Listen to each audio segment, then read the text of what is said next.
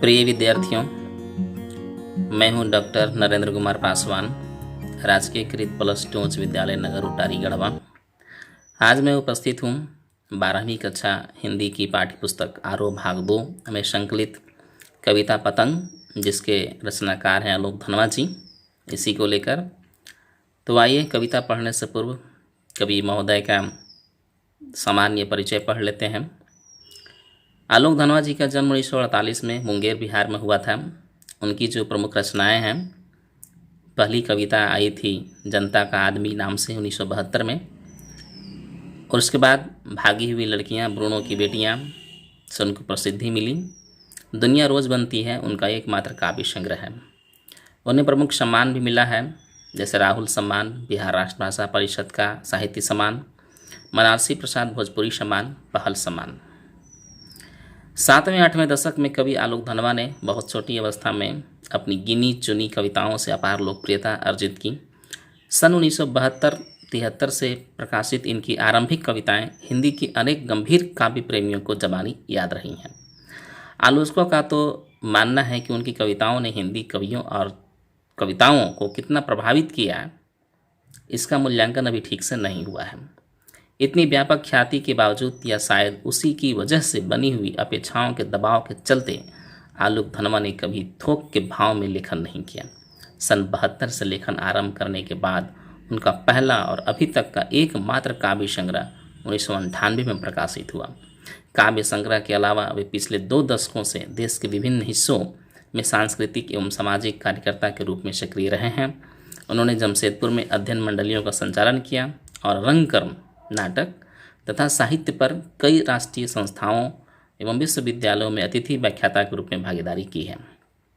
यहाँ जो कविता पतंग है, उसका मैं विषय प्रवेश पढ़ता हूँ।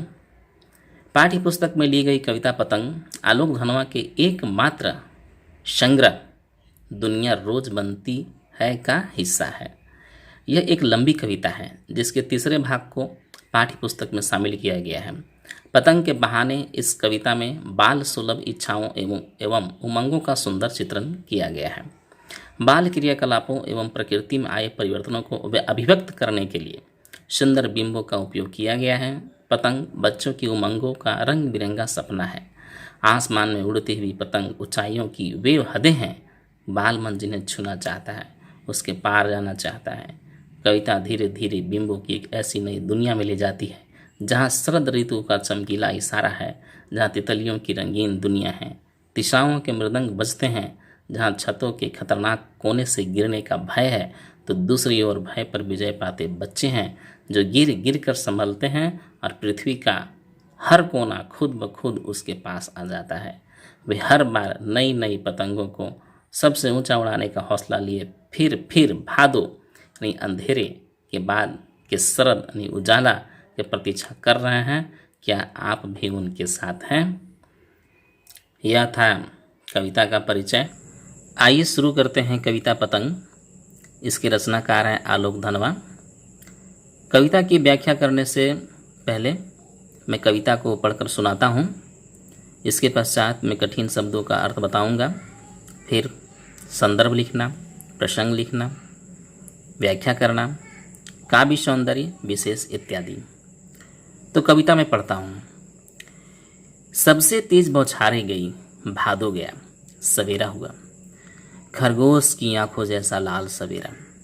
शरद आया पुलों को पार करते हुए, अपनी नई चमकीली साइकिल तेज चलाते हुए, घंटी बजाते हुए जोर जोर से, चमकीले इशारों से बुलाते हुए, पतंग उड़ाने वाले बच्चों के झुंड को चमकीले इशारे से बुलाते हुए, और आकाश को इतना मुलायम बनाते हुए कि पतंग ऊपर उड़ सके, दुनिया की सबसे हल्की और रंगीन चीज उड़ सके, दुनिया का सबसे पतला कागज उड़ सके, बांस का सबसे पतली कमानी उड़ सके, कि फिर शुरू हो सके सीटियों, किलकारियों और तितलियों की इतनी नाजुक दुनिया।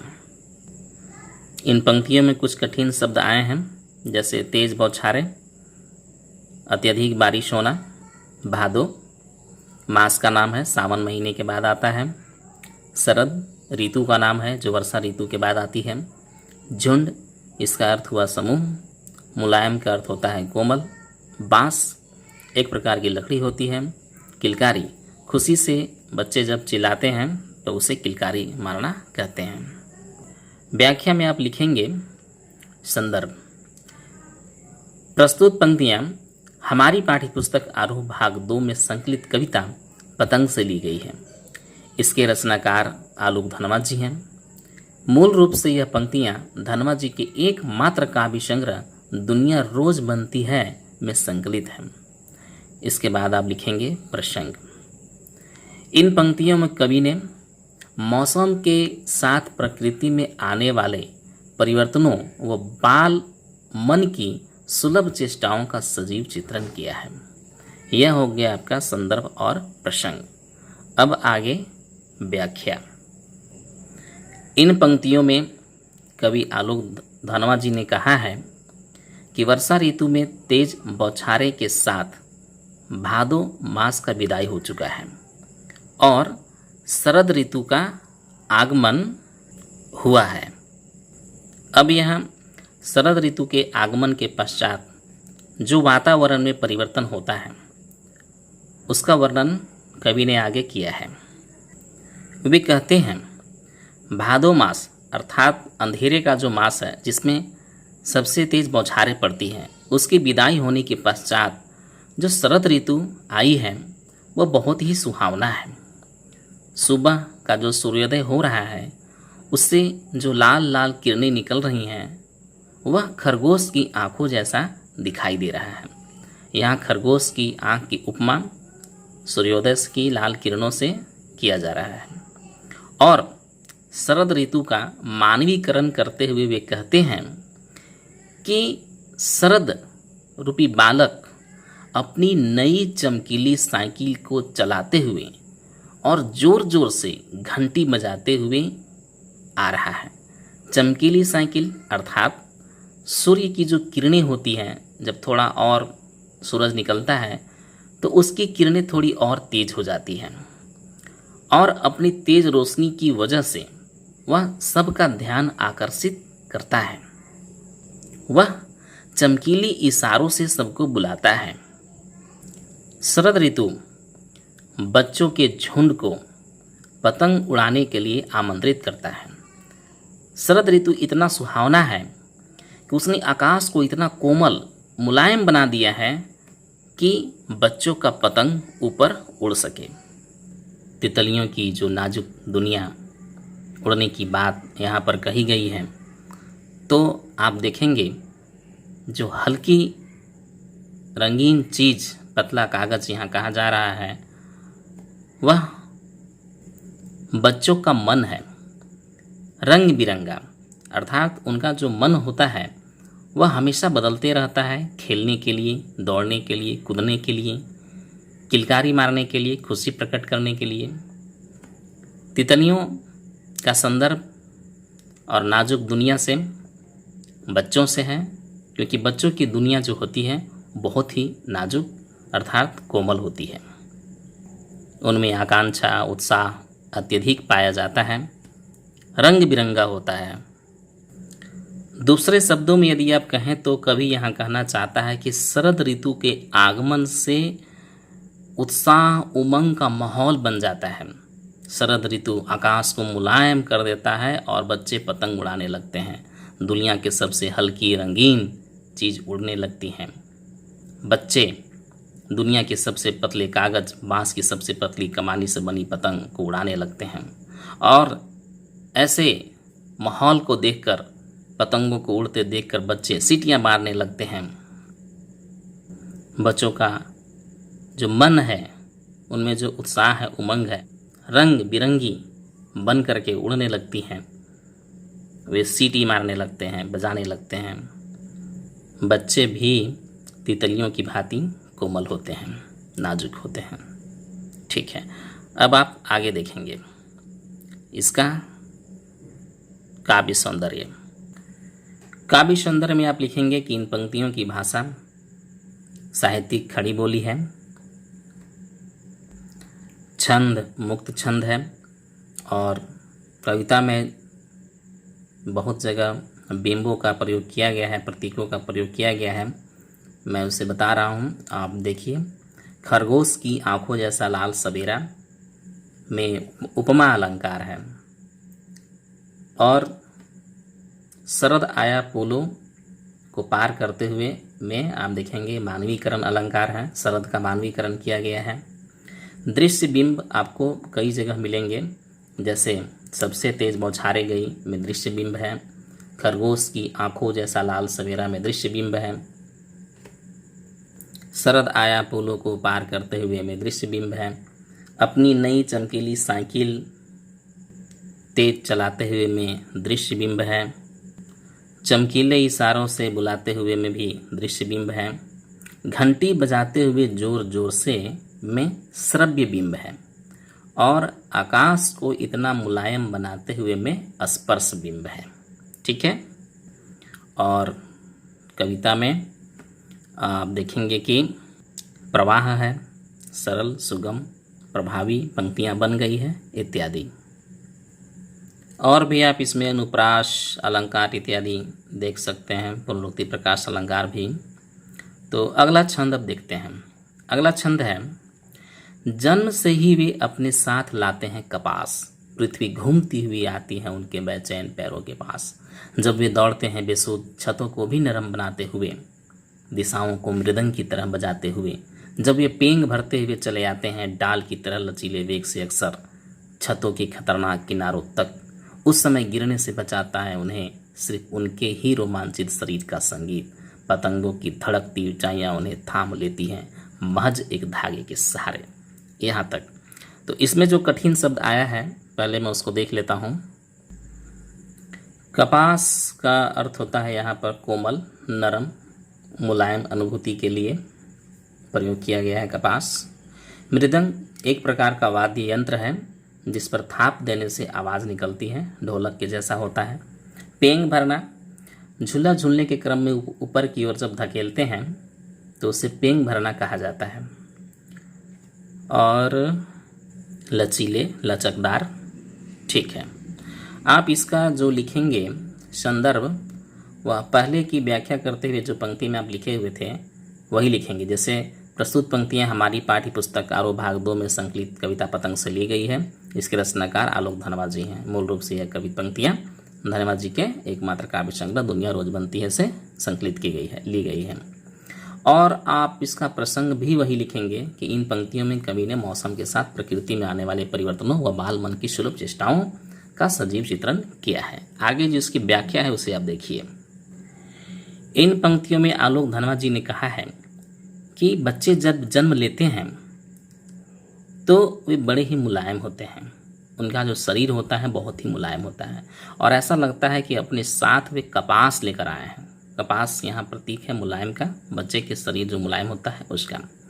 और जब बच्चे चलते हैं तो ऐसा लगता है कि उनका कोमल पैरों का पदचाप पाने के लिए धरती ललायित रहती है और स्वयं उसके पास घूमते हुए चली आती है। बच्चे बेसुध होकर दौड़ते हैं, मस्ती से दौड़ते हैं, और उन्हें जरा भी पृथ्वी का जो कठोरता है महसूस नहीं होती है। वे इस प्रकार दौड़ते हैं कि जब उनके दौड़ने से जो आवाज़ें निकलती हैं वो ऐसा लगता है कि पूरी दिशाओं में मृदंग बज रहा है। और वे पतंग उड़ाते रहते हैं, इधर उधर भागते रहते हैं, और भागने के क्रम में वे कुछ इस प्रकार गिरने लगते हैं और फिर बच जाते हैं। वे पेंग भरते हुए चले आते हैं, मानो पेंग भरते हुए चले आते हैं डाल की तरह लचीले वेग से अक्सर। अर्थात जिस प्रकार एक पेड़ की डाली हो लचीला, उसे आप अपनी तरफ खींचते हैं और जैसे उसे आप छोड़ेंगे वह अपने पूर्व वाले स्थान पे पहुंच जाती है। इसी प्रकार बच्चे पेंग भरते हुए दौड़ते हैं, चलते हैं झूला की तरह, कि जैसे ही आप उसे छोड़े वो अपने स्थान पर पहुंच जाता है और बच्चे खतरनाक जो गिरने की स्थिति हो जाती है उससे वो बच जाते हैं। आगे कवि महोदय कहते हैं कि जब वे गिरते गिरते बचते हैं तो ऐसा लगता है कि उनके शरीर से जो एक संगीत बज रही है। अब संगीत यहाँ कौन सा है कि कोई भी व्यक्ति जब कार्य करता है मन लगाकर, तो वह उस मन से वह उस कार्य में डूब जाता है, एक लय उत्पन्न होता है। जैसे आप कहीं पर कोई म्यूजिक सुन रहे हैं, तो म्यूजिक सुनते सुनते भी आप हाथ से आसपास जो टेबल है वहाँ पर आप बजाने लगते हैं। परंतु बात यहाँ यह है कि बच्चे पतंग उड़ाने में इतने बेसुध हो गए हैं कि उन्हें गिरने का ज्ञान नहीं है, परंतु उनके शरीर का जो लय है वह उसे गिरने से बचाता है। यही नहीं, आगे कवि महोदय कहते हैं कि जब पतंग इतनी ऊंचाई पे उड़ा रहे हैं कि धड़कन भी तेज हो जाती है, और कभी कभी तो ऐसा लगता है कि वे बच्चे गिरने से बच जाते हैं पतंग से जो धागे लगी हुई होती हैं उसके सहारे पाकर। आप इसे फिर से समझने की कोशिश कीजिए कि बच्चे जो हैं वे मस्ती के साथ दौड़ते रहते हैं, उन्हें गिरने का भय नहीं रहता है, और धरती भी ललायित रहती है उनके पैरों के नीचे आने के लिए। जब वे खतरनाक स्थिति में पहुंच जाते हैं, छत के किनारे तक पहुंच जाते हैं और गिरते गिरते जब बचते हैं, तो कवि महोदय को 3 चीज़ें दिखाई देती हैं। या तो वे बच जाते हैं उस तरह से जैसे कोई पेड़ की डाली लचीला हो, आगे की तरफ गया, किसी ने खींचा और जैसे ही उसे छोड़ा वह अपने स्थान पर आ जाता है। जैसे ही बच्चे का ज्ञान होता है कि वह गिरने वाला है, वह वापस अपने स्थान पर आ जाता है। एक यह है। दूसरा यह है कि उनके शरीर का जो एक लय है, जिस लय के साथ वह पतंग को उड़ा रहा है, शायद वह लय उसे गिरने से रोक रहा है। और तीसरा क्या है कि पतंग जो उड़ रही है उसमें जो धागे लगी हुई हैं, वह धागा उसको गिरने से रोक रहा है। कवि की यह कल्पना है। अब आप यहाँ पर काव्य सौंदर्य को देखिए। इन पंक्तियों की भाषा साहित्यिक खड़ी बोली के साथ साथ उर्दू के प्रचलित शब्दों जैसे महज और खतरनाक शब्दों का प्रयोग किया गया है। आप देखेंगे पृथ्वी घूमती हुई आती है में मानवीकरण अलंकार है, पृथ्वी का घूमता हुआ दिखाया गया है। इसमें गतिशील बिंब भी है, तो मानवीकरण और गतिशील बिंब दोनों है। पृथ्वी घूमती हुई आती है में जब ये दौड़ते हैं में गतिशील बिंब है। छतों को भी नरम बनाते हुए में स्पर्श बिंब है। दिशाओं को मृदंग की तरह बजाते हुए में श्रव्य बिंब है। और आप देखेंगे कि जब वे पेंग भरते हुए चले आते हैं डाल की तरह लचीले वेग से, अक्सर में उपमा अलंकार है, क्योंकि उपमा दी जा रही है पेड़ की लचीले डाल से। धड़कती ऊंचाइयां में भी आप देखेंगे कि दृश्य बिंब है। और इसमें आप अनुप्रास अलंकार भी देख सकते हैं, आपको बहुत अनुप्रास मिलेगा। और छंद मुक्त छंद है, भाषा सहज है, सरल है, प्रभावी है इत्यादि। अब आगे देखते हैं अगला छंद। पतंगों के साथ साथ वे भी उड़ रहे हैं अपने रंध्रों के सहारे। अगर वे कभी गिरते हैं छतों के खतरनाक किनारों से और बच जाते हैं, तब तो और भी निडर होकर सुनहले सूरज के सामने आते हैं। पृथ्वी और भी तेज घूमती हुई आती है उनके बेचैन पैरों के पास। कठिन शब्दों को आप देखिए। रंध्रों का अर्थ हुआ छेद या रोया, सुराख भी आप कह सकते हैं। सुनहले सूरज का अर्थ हुआ सुनहरा सूर्य।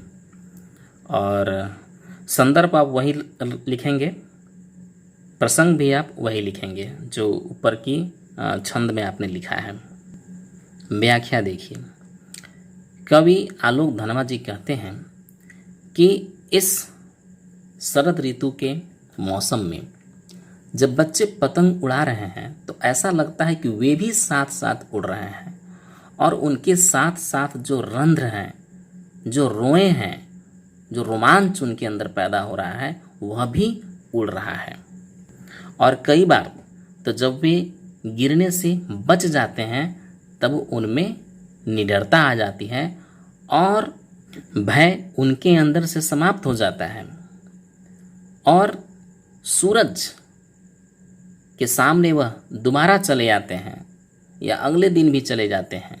गिरने से डरते नहीं हैं, अब वे भयभीत नहीं हो रहे हैं, वे और दौड़ते हैं और उनके दौड़ने से ऐसा मालूम चलता है कि पृथ्वी और भी उनके पास चली आ रही है।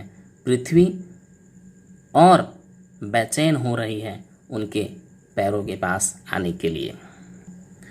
अंतिम छंद में कवि आलोक धनवा जी ने यही बताने का प्रयास किया है कि बच्चे पतंग उड़ाने में इतने मस्त हो जाते हैं कि उन्हें गिरने का भय नहीं होता है, क्योंकि एक दो बार वह पहले भी गिरने से बच चुके हैं। वे भय से रहित हो जाते हैं, निडर हो जाते हैं और वे पतंग उड़ाने लगते हैं और वे प्रतिदिन उड़ाते हैं। अगले दिन वो फिर उड़ाते हैं और खूब दौड़ते हैं, मस्ती करते हैं। धरती उनके पास आने के लिए और बेचैन रहती है। पृथ्वी तेज गति से उनके बेचैन पैरों के पास आती रहती है, ऐसा मालूम होता है।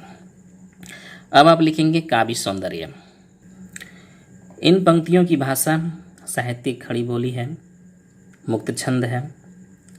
अगर वे कभी गिरते हैं छतों के खतरनाक किनारों से और बच जाते हैं तब तो में विरोधाभास अलंकार है।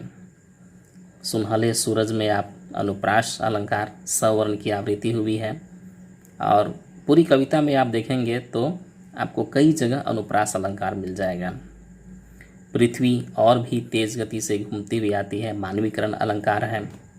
साथ ही दृश्य बिंब है, बेचैन पैरों में गतिशील बिंब है इत्यादि। भाषा में लाक्षणिकता है और कविता यहाँ पर समाप्त हो रही है। मैं बहुत जल्द ही इसका प्रश्नोत्तर बना करके आपके सामने लाऊंगा। आप लोग मेरी कविता को सुने, इसके लिए बहुत बहुत धन्यवाद।